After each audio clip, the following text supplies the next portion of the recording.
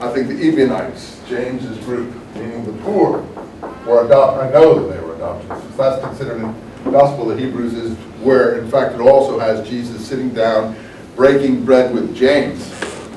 Jerome also quotes that as the first post-resurrection appearance sighting.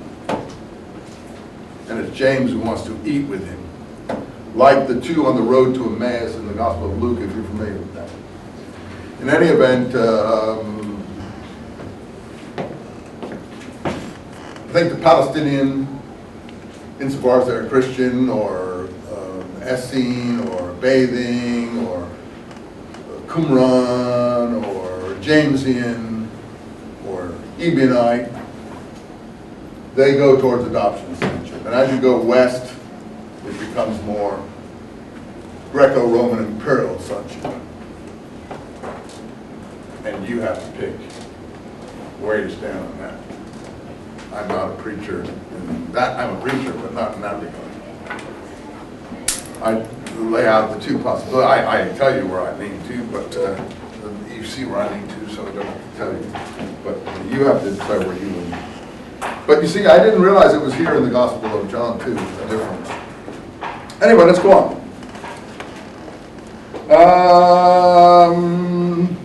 Believe on his name. Then he goes into his flesh material, blood, flesh, and so on, Paul type stuff.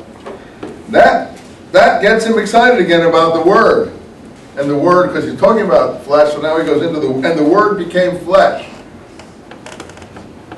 And dwelt among us. And we beheld his glory. Glory as of the only begotten. Now he has the only begotten in there from the other Gospels. He's put it there, you see.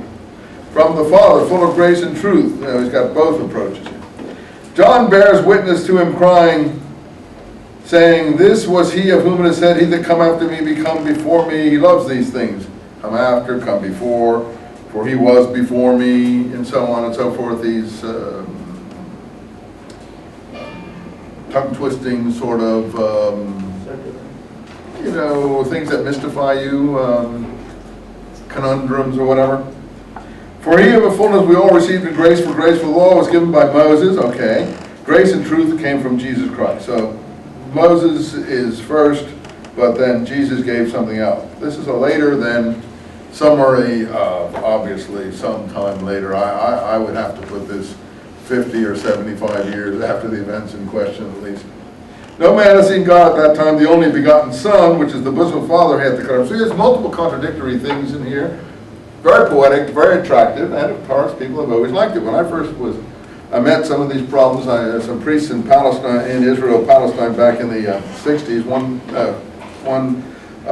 priest of French background, Dominican, said to me, don't you understand, Mr. Eisenman, or whatever he called me, you little worm, don't you understand that Jesus was not just talking the Word, he was the actual Word itself. So, that really impressed me. That sounded tremendously impressive. I was like, wow, what's he talking about? That's beyond my comprehension.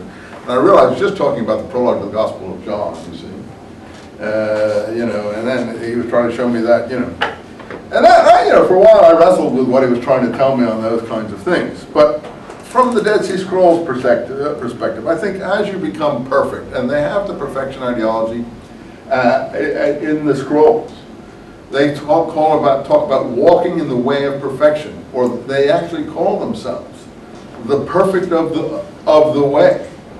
In Hebrew, tamimei derek. Tamim is perfection. Tamimei, the plural version of tamim, the perfect of the way is a name for their adherents, and the way is, of course, what they're giving. Now, the interesting thing is, in the community rule, they do associate that with John the Baptist's gospel, with the coming of John, with the line in the Gospels that the Gospels associate with the coming of John the Baptist, that make a straight way in the wilderness. A highway for our Lord, or something like that. And they interpret that in the community rule twice, as I've told you, as the way in the wilderness is what they're talking about, Derek, the perfect of the way. And in the book of Acts, when the Romans are talking about Christianity, particularly Felix, The book back says Felix knew a lot about the way, as if the way was an alternate name for Christianity at that time. And so the way is very strong language in the Dead Sea Scrolls, and they believe in the perfection ideology, but as you became perfectly righteous, you became like a son of God in the Dead Sea Scrolls.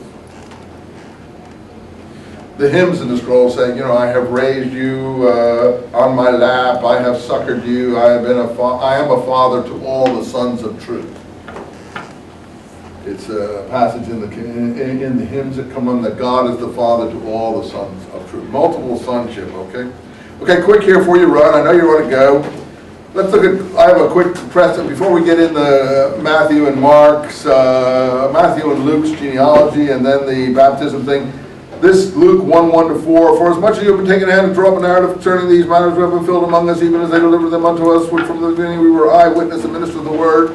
Seemed good to me, having traced the course of all these things accurately from the first, to write unto thee in order, most excellent Theophilus, that you might know that certainly concerning things where you were instructed. So Luke's beginning is just a narrative thing saying, I've compared a lot of different things. He does the same thing in Acts. Says the same kind of, I've compared a lot of manuscripts, and I think this is the best presentation of the thing. So Luke also shows himself to be highly derivative, having looked at other writings on the subject, and he's addressing someone called Theophilus. Now, whether Theophilus is a real person or some abstract person or an imaginary person, what does Theophilus mean in Greek? Well, Theo is God and Philo is love, God lover. Is this a person who's a God lover? One of the many God lovers? Or is this an actual person called Theophilus? Nobody has ever.